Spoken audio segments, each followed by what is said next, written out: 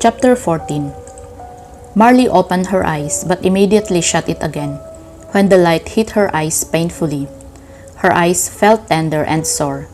Naramdaman niyang may gumalaw sa tabi niya at tinawag ang pangalan niya. Naghintay muna ng ilang segundo si Marley bago binuksan ulit ang mata. She first noticed the white room. Hindi maalala ni Marley kung nasaan siya.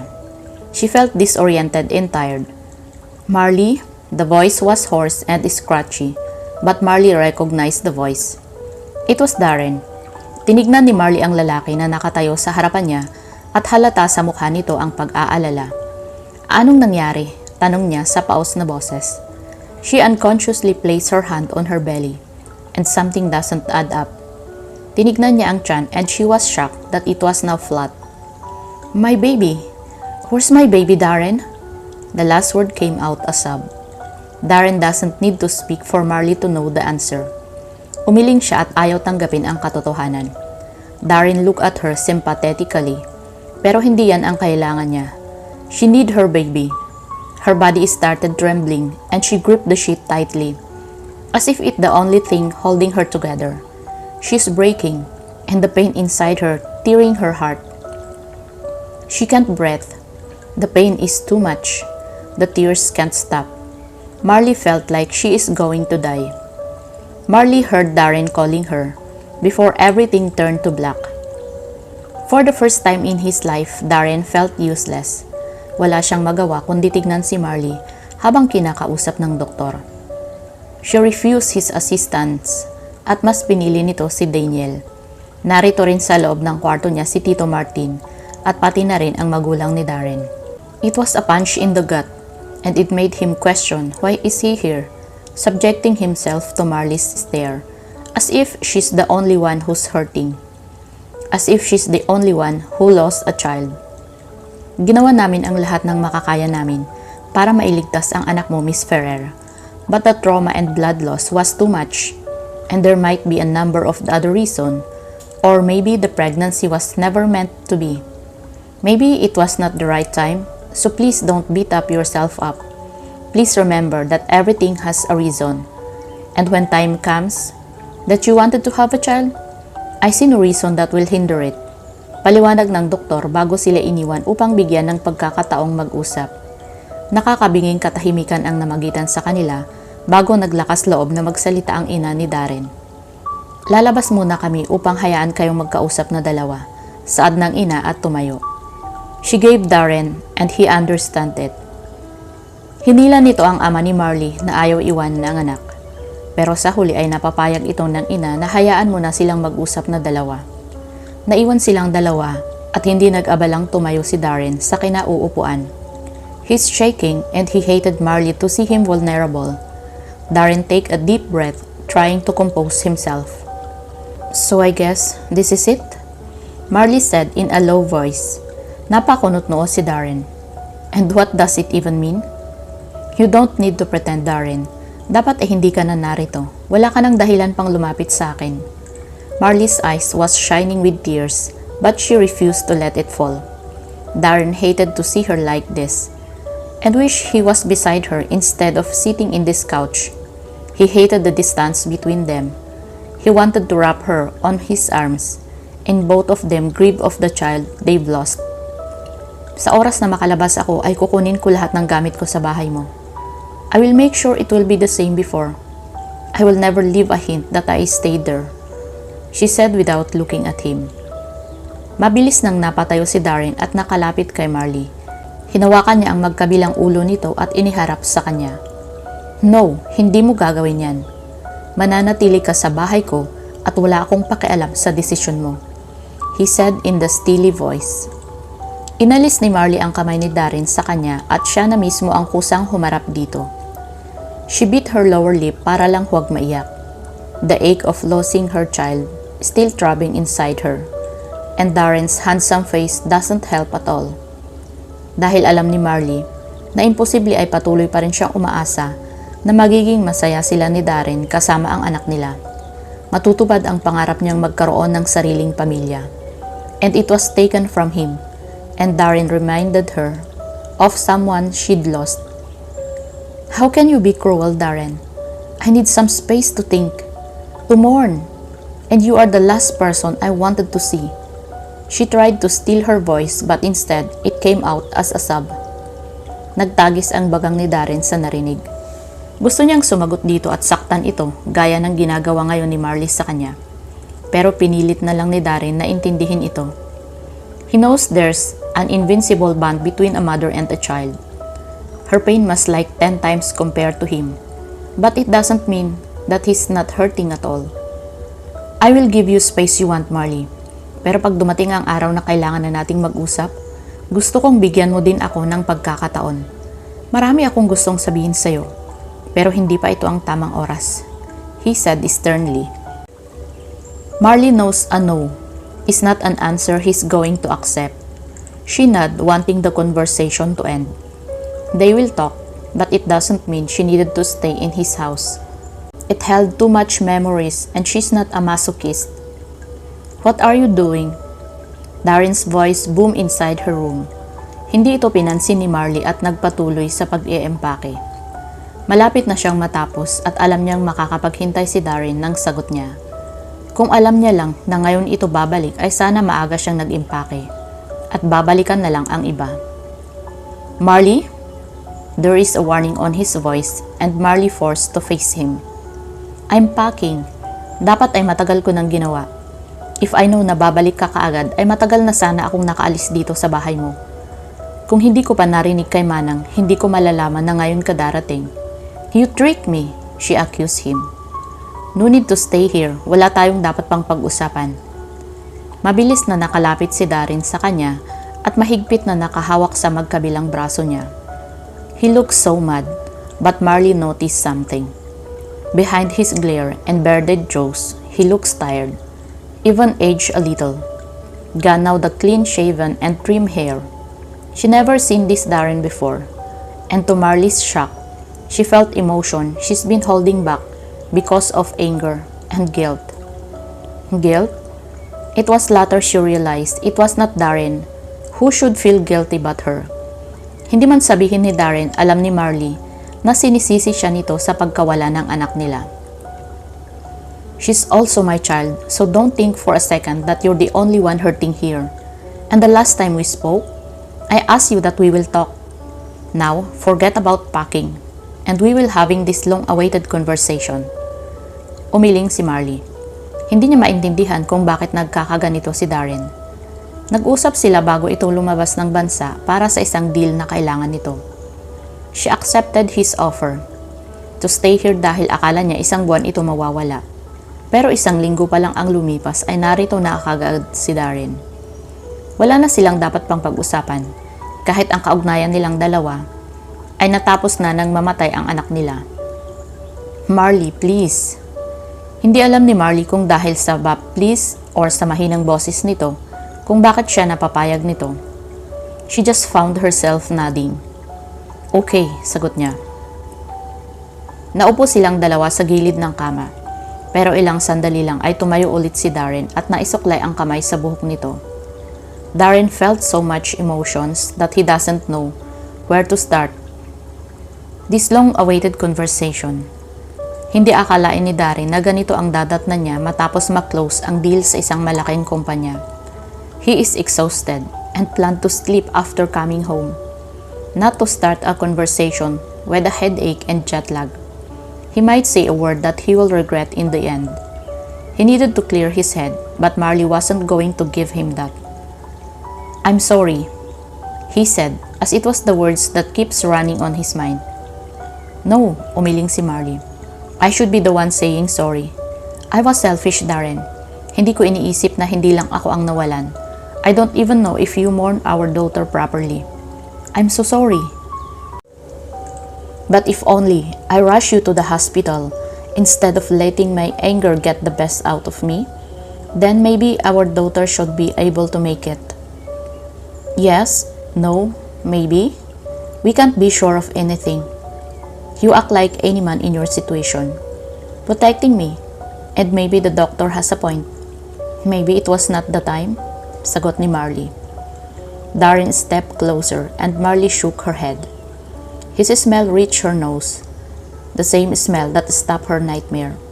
The smell that made her heart felt warm as he enveloped her after hearing about their daughter and immediately pushed him away. The sudden pull of attraction was inappropriate. How can she respond to him that way after hearing the death of their child? Even now, she still ached for him. Mabilis na nakatayo si Marley at inabot ang bag na inihanda niya. She need to leave now, or else she will lose the strength. What are you doing, Marley? I'm leaving. Nakapag-usap na tayo, Darren. Nasabi na natin ang gusto nating sabihin sa isa't isa. The last word was muffled by her sob. She shook her head, not wanting to cry in front of him. It was a lie. A big fat lie. Alam ni Marley na hindi niya pa nasabi dito ang gusto niyang sabihin. Pero handa ba siyang harapin ang sagot nito? Ni hindi niya nga alam kung ano siya dito. In Savannah, hindi na niya naririnig ang pangalan nito. And after the kiss on the party, she wondered what happened to their marriage. She hate to ask Manang Rosa dahil ayaw niyang umasa. No! His face was covered with anger and something else. He will not leave this house. Marley felt a surge of anger. You can't demand me to stay here, you arrogant pompous jerk. I won't become your mistress again. I deserve more than that. Marley's eyes was streaming with tears. She hated him so much that Marley wished she could punch his handsome face. You can. I still want you, Marley, and I know you want me. Marley wanted to deny it, but Darren can easily read her, and Marley wished he could do the same to Darren. He stood in front of her, towering Marley, and staring at her with his famous blank stare. I admit, you were a great lover. Your experience shows when you touch me at the right place. You make my body shake and trembling with desire when you wrung an earth-shattering orgasm after pleasuring me. But sex is a sex, Darren. I can find it anywhere. And maybe from the man that will see me, not just an object of desire, but will love me. And it will never be you, Darren. Never. Marley was panting, not because of her long speech, but because of the effect of her words on her body. Napuno ang isip niya ng mga alaala nilang dalawa ni Darren. It might be sex for him, but for Marley, it was a way of showing him her love. To her mind, it was never just sex. It was making love.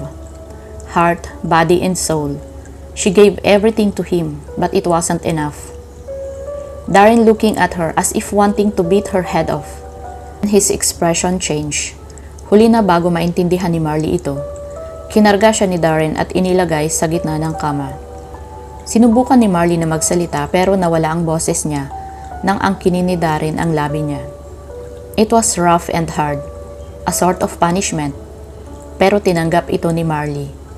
Isinuklay ni Marley ang mga daliri sa buhok ni Darren bago idiniin ang ulo nito sa kanya. Sinagot ni Marley ang paghalik nito.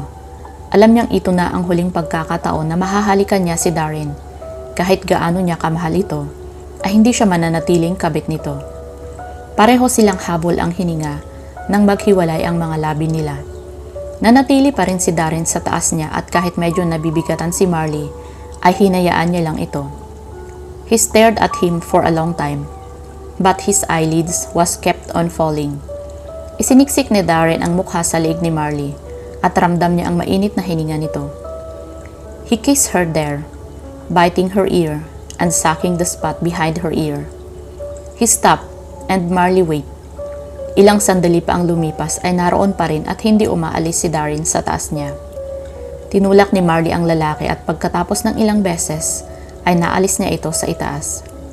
Bumagsak si Darren sa tabi niya at nakita ni Marley na mahimbing itong natutulog. Napangiti si Marley at hinawi ang buhok sa noo nito. He looks young when he's sleeping. Wala ang kunot sa noo na palagi niyang nakikita dito. His rugged look suits him. She ran her hands on his beard and Marley liked the feeling of it. It reminds her of his hairy chest every time they made love. Marley leaned down and kissed Darren, his forehead, down to his cheeks and stopped at his lips. She let her lips stay there for a second, before she left his lips. She whispered her love to him and got up. "Goodbye, Darren," she said lastly, before picking her bag and leaving him. Marley forced herself to calm down and not be intimidated by the woman in front of her. It was surprised, to say the least, that she received a call from Savannah, of all people. And for the first few minutes, no one dared to talk. They just stared each other in the busy restaurant. It was a classy restaurant, the type Savannah and Darren liked to choose for their dinner. She felt out of place. For a moment, Marley found comfort at Savannah's simple clothes, though no one can deny she really is a stunning woman, the type of Darren chose to associate. "Alam mo, marami kang tanong kung bakit gusto kong makipagkita sa'yo," Savannah said in her most annoyingly sweet voice. "But I want to start it with, I'm sorry." Nagulat si Marley sa narinig. Hindi niya inaasahan ang salitang iyon kay Savannah. Ilang segundo din ang lumipas bago siya nakabawi at hindi nakaligtas kay Marley ang tipid na ngiting ibinigay nito. Hindi makapaniwala si Marley sa nangyayari ngayon. Pakiramdam niya ay ibang tao ang nasa harap niya. "No matter how I hate you, I wouldn't dream of hurting you, or worse, your baby. Hindi ko alam na may kaugnayan kayo ni Jared. I did not purposely invited her to harm you," Savannah said, meaning every words. Tumango si Marley bago inabot ang baso ng tubig at uminom. It's been months since she walked away from Darren and her father, but the ache is still there. A dull ache that kept reminding her of someone important that she had lost. "You changed," Marley said for a very long time, wanting to change the subject. It is still a sensitive subject, and this is not the right place to be emotional. Savannah smiled, a first genuine smile she got from her. "I met a man." Napakunot ang noo ni Marley. "Met? You mean another man? You are not talking about Darren, right?" Tumango ito. "Yes, he's a photojournalist," sagot nito. "Wait, Darren? Darren hadn't told you, right?" "Told me? About what?" Naguguluhan niyang tanong. "The divorce, of course," sagot nito na hindi makapaniwala sa tanong ni Marley. "Divorce?" Marley said the word like it was a foreign word. "Yes, he asked me or blackmailed me, to be exact, to give him the divorce. Akala ko ay sinabi niya sa'yo ito. And we are officially over yesterday." Walang mabuong salita sa utak ni Marley. Kahit pa nang magpaalam na si Savannah dahil may kailangan itong puntahan, ay hindi pa rin tuluyang nagsisink in ang nalaman niya. Divorce? He is now a free man? But Marley immediately chastised herself. There's no point in thinking about him. They are over. Whatever relationship they had has long been ended, and there's no point to revisiting the past. But a small part of her, hoping that this might be their time, and she remembered she's the one who left, the one who severed the ties. A long had passed, and Darren was not the type of man who sit on the side, and Marley's heart broken once again for the chance she wasted. If only she stayed, then maybe, just maybe, Darren might reciprocate her love. Darren learned to love her, if only she gave him a chance. Chapter 15. Marley woken up by the loud banging on the door. Tinignan niya ang orasan sa tabi ng kama at napakunot ang noo niya nang makitang 11:00 na ng gabi. Wala siyang inaasahang bisita. She chose to stay in a small village for the last 3 weeks, and it almost like a paradise. The people were friendly and kind to her. They respect her needs of privacy and only visit her when they bring food or some announcement like a storm or something. But they never paid her visit this late at night. Kinuha niya ang roba na nakasampay at ang walis ng madaanan ito. Hindi niya alam kung sino ang nasa likod ng pinto. It's better to be safe than sorry.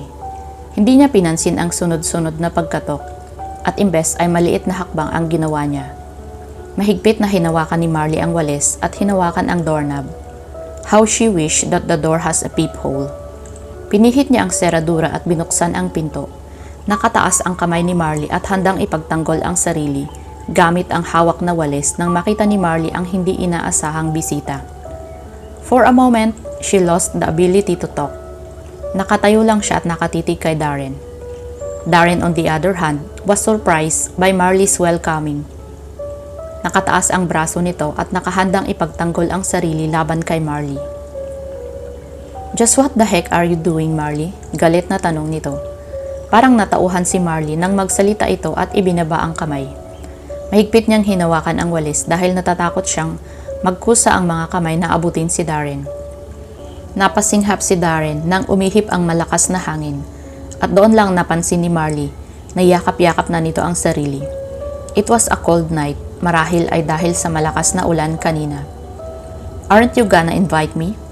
he asked in shivering voice. Tinignan ni Marley si Darren. Hindi niya kailangang pag-isipan pa ang isasagot dito. Ang imbitahan ito sa loob ng pamamahay niya ay isang malaking kamalian. Pero nakita na lang ni Marley ang sarili na niluwagan ang pagkakabukas ng pinto at tumabi upang makapasok ito. His familiar scent wafted inside the room and invaded her nose, and now wreaking havoc inside her system. Her body reacted to him like no other man succeeded. It was like her body was attuned to him, and only him. Huminto si Darren sa gitna ng sala at umikot upang harapin si Marley. The house was small and intended only for one person. Nakuha agad nito ang atensyon ni Marley, hindi lang dahil sa ganda nito, kundi dahil na rin sa malapit din ito sa dagat. Naalala niya ang bahay ni Darren dito.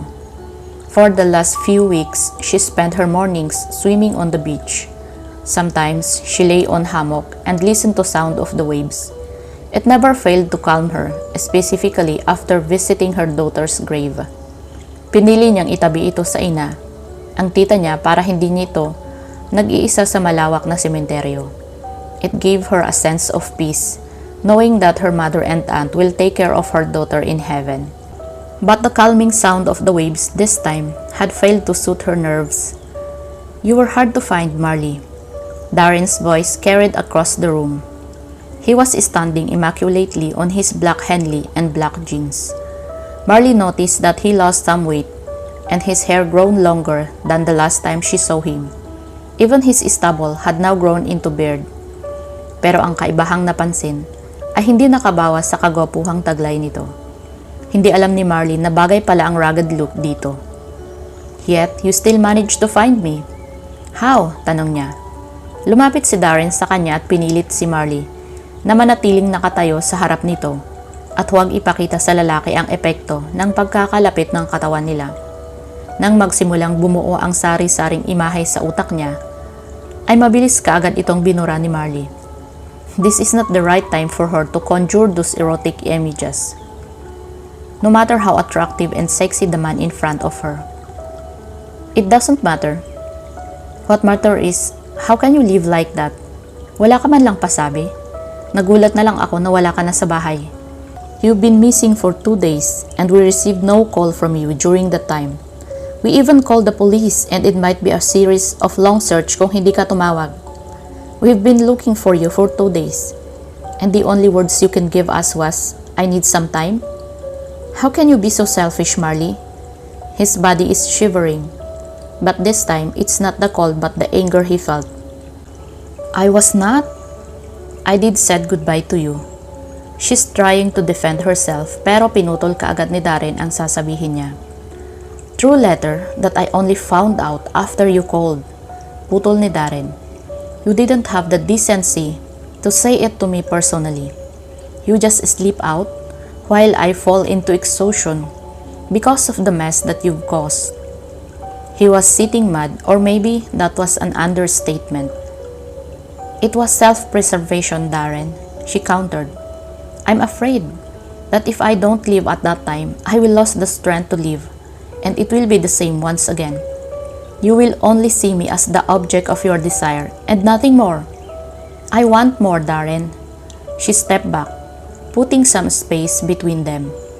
Marley bit her lower lips just to stop herself from crying.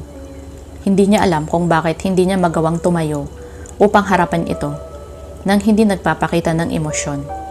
Maybe she felt too much that sometimes her emotion was getting the best of her. That one look at him, and her heart was doing an acrobat inside her chest. Pinatong ni Marley ang kamay sa dibdib sa takot na marinig ni Darren ang lakas ng pagtibok nito. Paano mo nalaman yun? Hindi mo ako binigyan ng pagkakataon. You even break your own promise. We did not talk.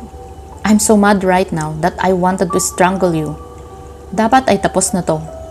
Imbes ay sinayang mo ang isang buwan na sana ay magkasama tayo at sabay na hinarap ang pagkawala ng anak natin. Umiling si Marley nang banggitin nito ang tungkol sa anak nila. It was still a sore subject for Marley. Kahit ilang buwan o taon ang lumipas, ang alam niyang hindi mawawala ang sakit sa dibdib niya. You can't pretend that it never happened, Marley. You can run, but you can't hide from the fact that we lost our child. Alam kong nagluluksa ka pa rin, Marley.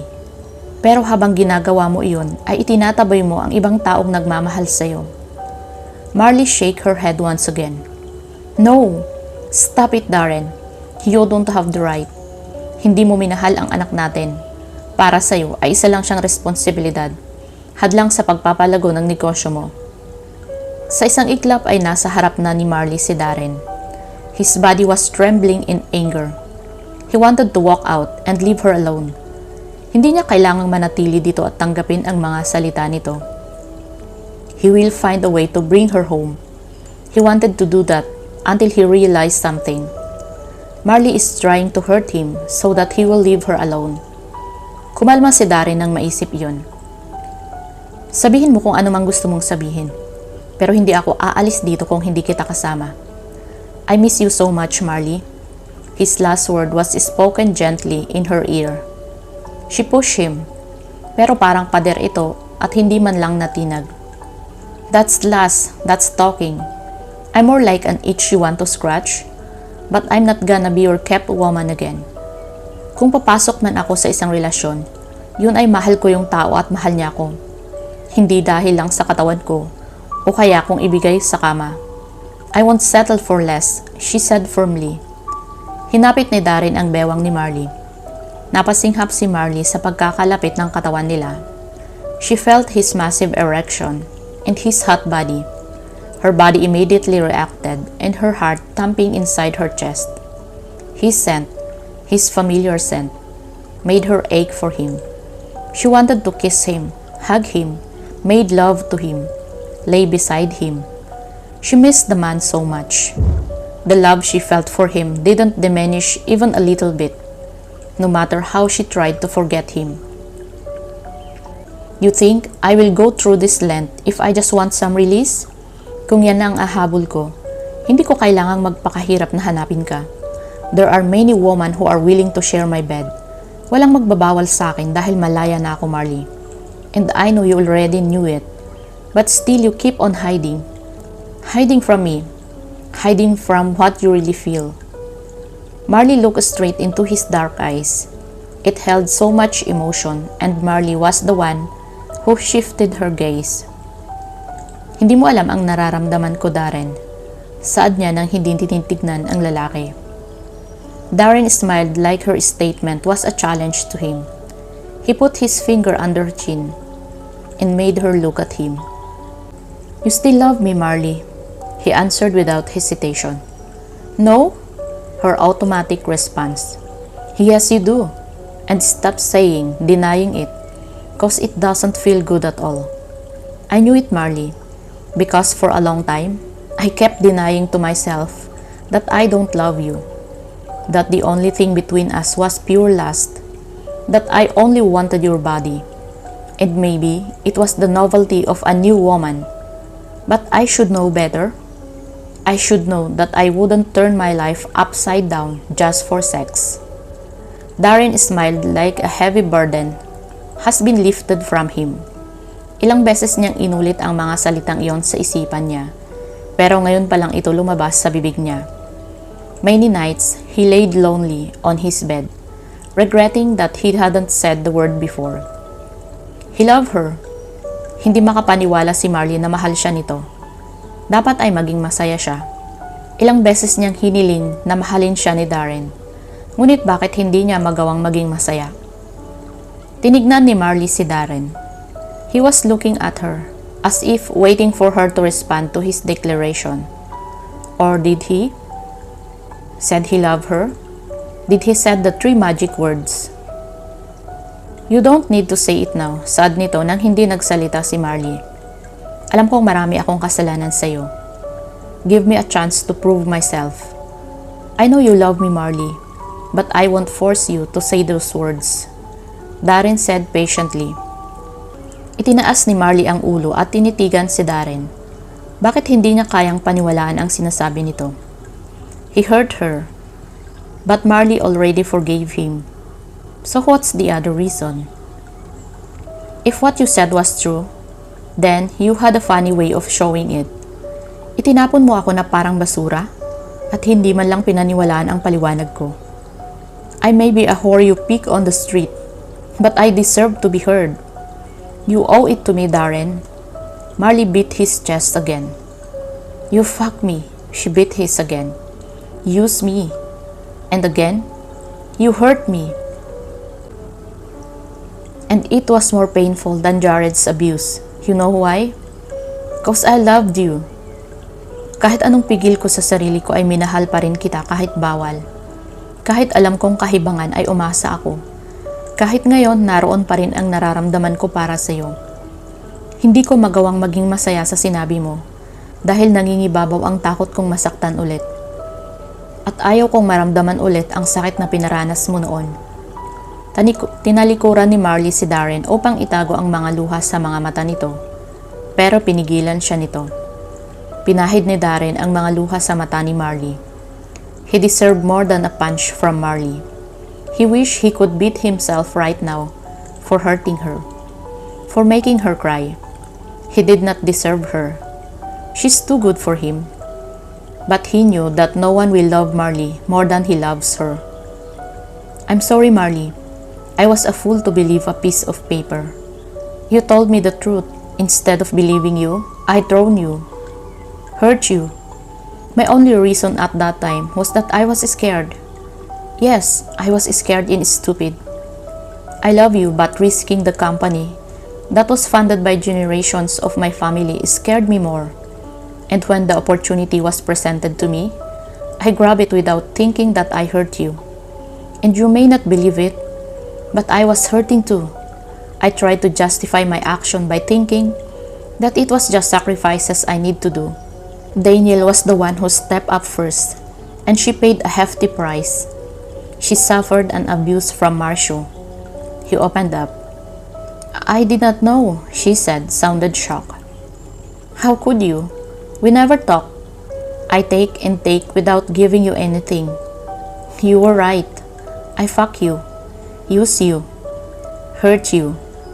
It was unforgivable. But here I am in your front, Marley, asking you to give me a chance, to let me redeem myself. Please, baby, Darren said and hugged her tight, scared that he might already lose her. Marley tried to push him, but Darren can't be moved. Darren held her nape and moved her head. They were now staring at each other. I'm sorry for hurting you. I'm sorry for putting you through so much. And I'm sorry for not being the man you wanted. I'm sorry for many things. I hope you will find it in your heart to forgive me. Please, baby, he begged. Never in Darren's life that he felt himself beg, not even to Dante. But for the woman he loved, she will do anything, even if means swallowing his pride. Gustong-gusto ni Marley na sabihin dito na napatawad na niya ito. Na nasabi niya lang ang mga salitang iyon upang itaboy ito dahil natatakot siyang umasa at masaktan ulit. You don't beg when it comes to love, Darren. You can't force someone to love you. Yan ang natutunan ko pagdating sa'yo, she said in an even voice. Darren can't read her face, but this should be it, right? Marley may love him, but it's not enough. Love is also about trust. And Marley right now doesn't trust him, not to hurt her. And for the second time of his life, he felt the familiar pain of losing someone. Feeling defeated, Darren sighed and ready to throw the white towel. Marley, I'm so... He lost the word he wanted to say when Marley cupped his cheeks on both hands and tiptoed to kiss him. Darren just stood there shocked at what's happening, at nang makabawi ay pinilit niyang itinikom ang bibig. He refused to open his mouth, no matter how he wanted to take her here. They needed to talk, and Marley's skillful tongue doing its best to make him open his mouth, inilayo niya si Marley sa kanya at matamang tinignan ito. Marley, please. I'm doing the right thing here. If I take you right now, you will think that I only wanted your body. And yes, I ache for you. Pero gusto kong malaman ang sagot mo, Marley. Gusto kong maniwala ka na hindi kita sasaktan, na ikaw lang ang mamahalin ko. Gusto kong marinig mula sa bibig mo na mahal mo din ako, Marley. If it means that I will have you in the bed, yes, Darren, I still love you. She teased, but Darren only glared at her. I'm serious here, Marley. Oh, so do I, Darren. So do I, she said, and circled her arm around his neck. Marley, there is a warning on his voice, but Marley ignored it. She smiled and kissed his cheeks, traveling north to his ear. Marley kissed her there before saying what he wanted to hear, meaning every words. I love you, Darren, forever and always, she whispered, then looked at him. Marley's image was blurry to his eyes. Alam niyang sa oras na ipikit niya ang mga mata, ay papatak ang luhang namuo sa mata niya. And Darren let it fall, just so he can see the face of the woman who captured his heart. Marley was smiling, and there's also tears trapped in her eyes. He hugged her tightly, that she find it hard to breathe. Pero hinayaan niya lang si Darren. She can feel his emotion radiating on his body. I love you too, baby. I love you very, very much. Thank you for making me the happiest man on earth. I will promise to make you happy too, for the rest of our life. But first, let me make love to you, he said before lifting her and strode towards her bedroom. Marley let out a giggle before putting her arms around his neck. She kissed her, there earning her a warning from Darren. Darren kissed her and continued to walk until they reached her bedroom. He tossed her on the middle of the bed, earning him a glare, but Darren just laughed at her. He removed his clothes in record time and then joined her. He looked at her with the same hunger she felt, and Marley knew it will be a long night. Epilogue. I hope I did not disappoint you, Darren whispered while they are dancing in the middle of the garden with the others. They wed on the beach and held the reception on their home, much to Manang Rosa's delight. The old woman helped prepare the foods and ignored the objection from everyone. At the one, they let the old woman do her thing. Marley looked at him and smiled. No one in this room will think of that word. You outdid my expectations, Darren. Thank you for making me happy. Seeing you happy makes me happy, Marley, he said and kissed her quickly on her lips. Marley rested her cheeks on Darren's wide chest. The music was slow and they just let their feet lead them. Sobrang saya ng pakiramdam niya at sasabog ang puso niya sa sobrang kasiyahan. It was 2 months after Darren proposed, and ever since that day, her life was nothing but rainbow and sunshine. And looking around, she can't think of what she did in the past to deserve this so much happiness. The wedding was small and intimate. Only family and close friends were here. Marley invited Savannah and her husband. It's long past gone to heal old wounds, and Savannah was the host, revealing so much without having an awkward moment. Darren told about Savannah's life and the reason he can't stomach to invite Dante, and Marley had no objection with that. Marley wished that Savannah will live a happy and fulfilling life. Alexander is here, not just Darren's investor, but also a part of his family. Everyone was shocked when they learned that Alexander was Alex's father. No one knew the whole story about Daniel and Alexander, only as snippets, but no one can mistake the happiness on her face.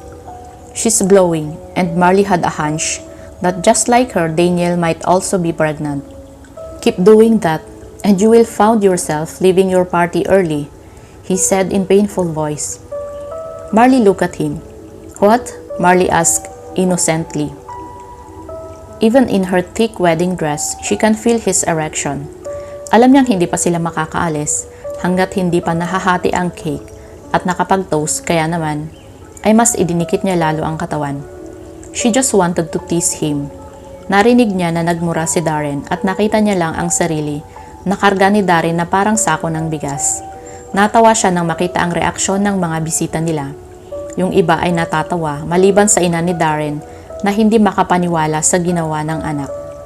"Wait till we get to our room and you will know what it means to play games on me." "Oh, I'm scared," she answered playfully. "You should be," he growled, and Marley can't help but let laugh. Lumabas si Darren sa banyo na walang damit matapos maligo. Hinayaan niya ang tubig mula sa buhok na maglandas sa katawan niya. Napangiti siya nang makita si Marley, nagising at nakasandal sa headboard ng kama at hindi inaalis ang tingin sa katawan niya. "You can touch it if you want," he dared. Tinignan siya ni Marley at nakita niya ang sunod-sunod na paglunok nito. Napangiti si Darren at dinaluhan ito sa kama. Hahalikan na sana niya ito nang pigilan siya ni Marley. Napakunot noo siya at hinintay ang paliwanag nito. Pero imbes na sumagot, ay binuksan nito ang drawer sa bedside table at may kinuha. Inabot nito kay Darren ang hawak na parehabang kahon. "Ano to?" tanong ni Darren.